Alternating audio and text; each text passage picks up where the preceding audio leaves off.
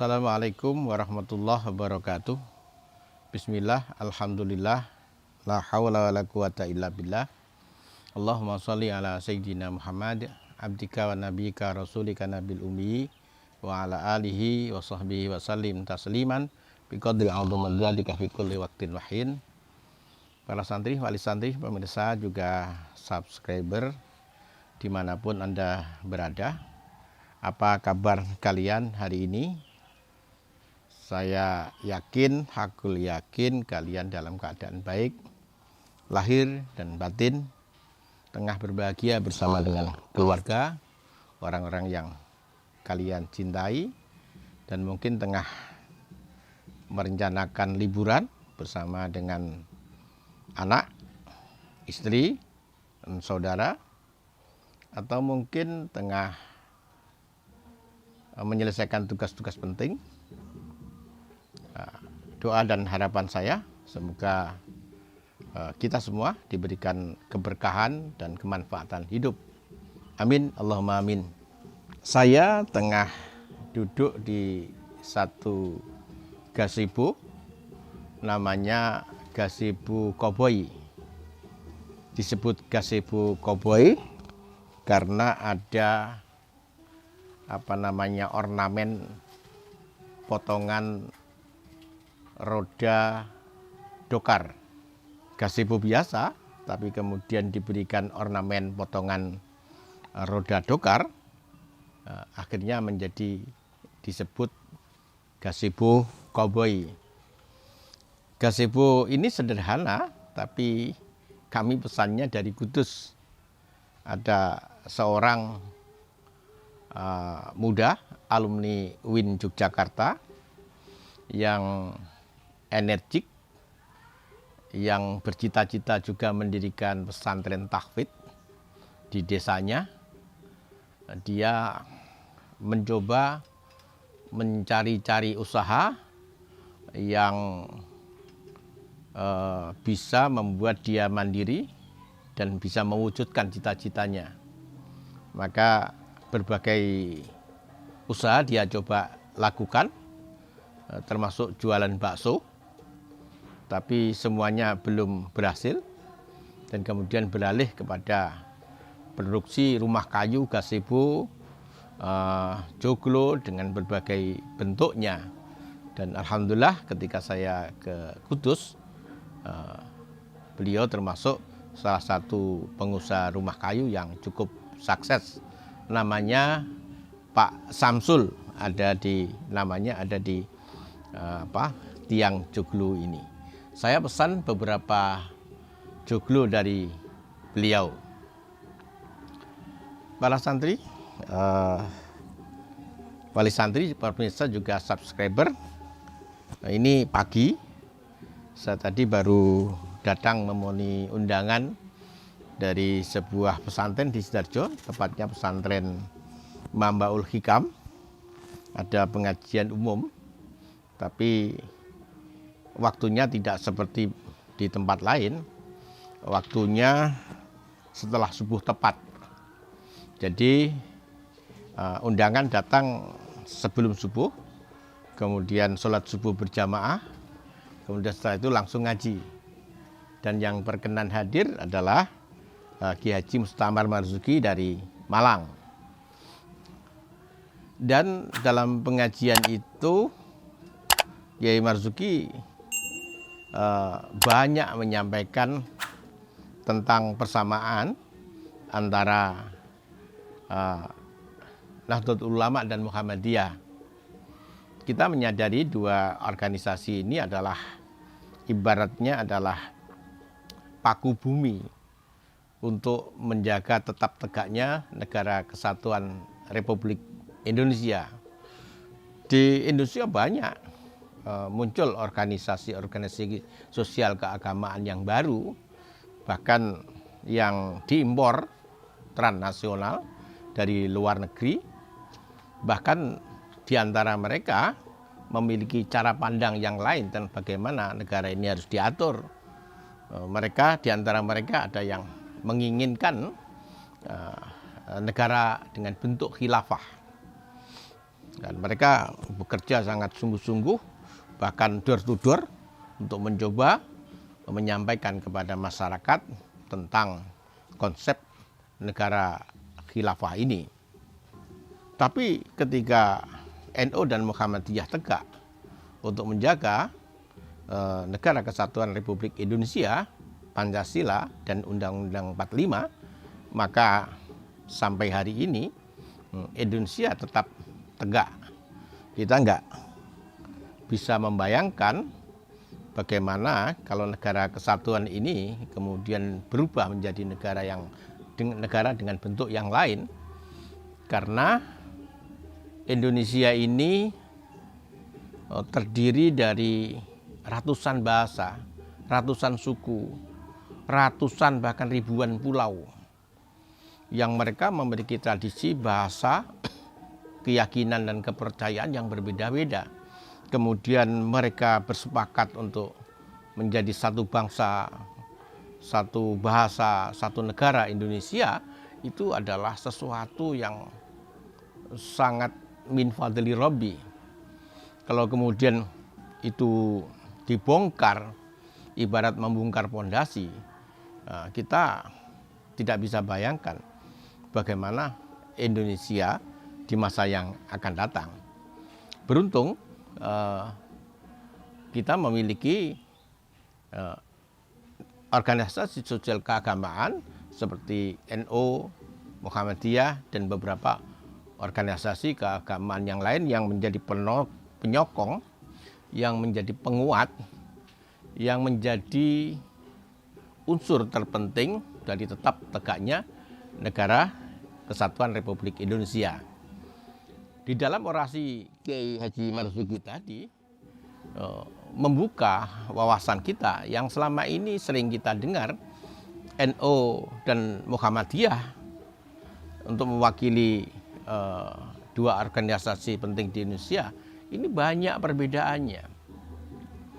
Sehingga orang NU dalam tanda petik tidak bisa menerima Muhammadiyah, dan demikian juga orang Muhammadiyah tidak bisa menerima orang NU.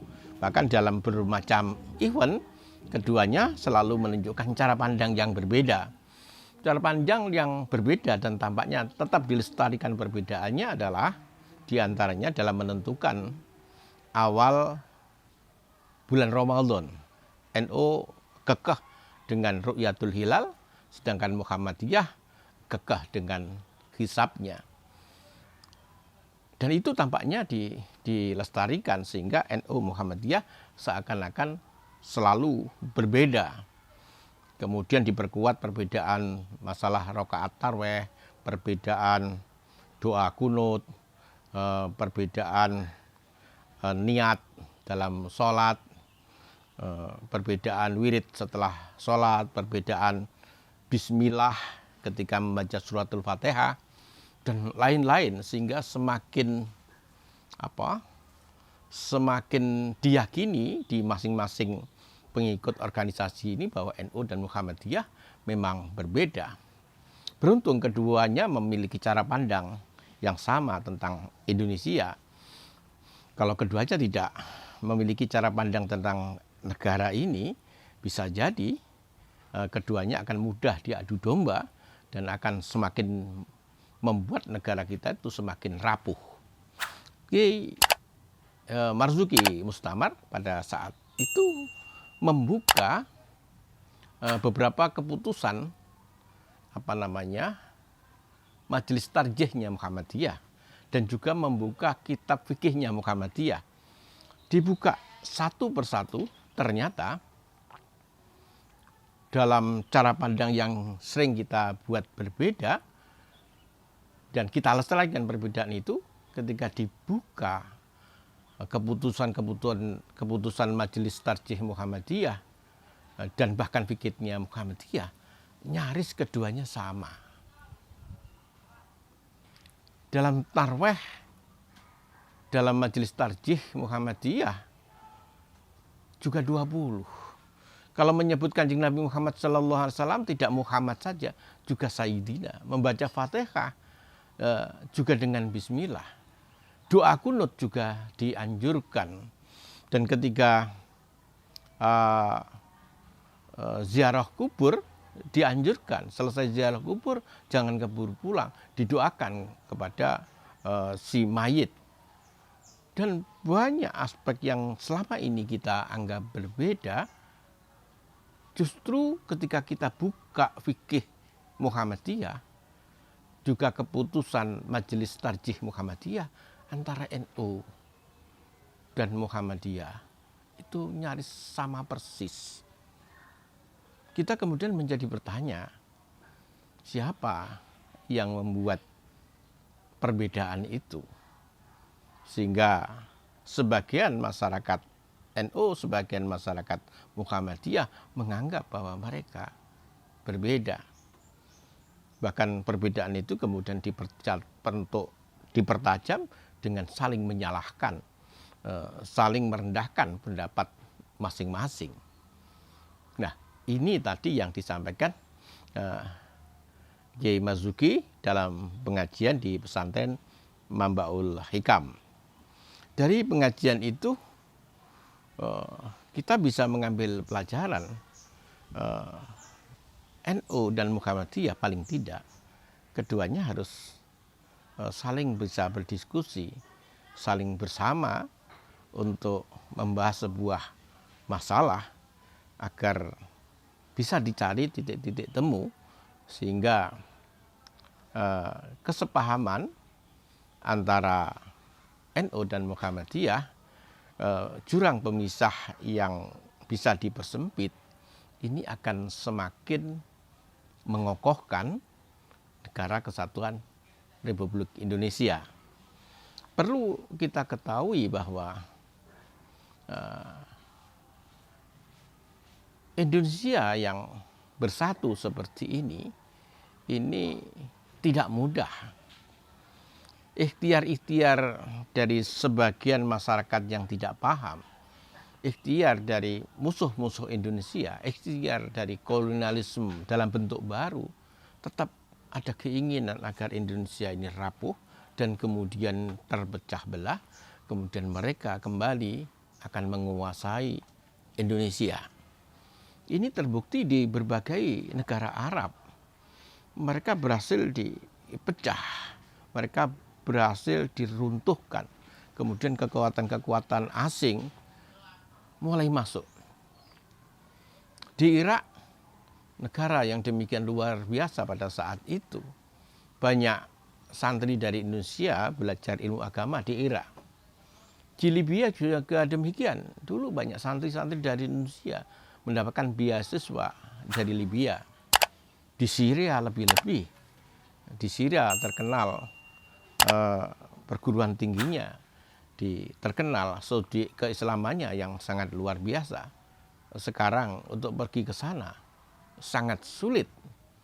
Dan banyak negara-negara yang Arab yang lain yang sekarang dalam keadaan kacau, kekuasaan kolonialisme baru saling berebut untuk menguasai sumber daya alam di sana.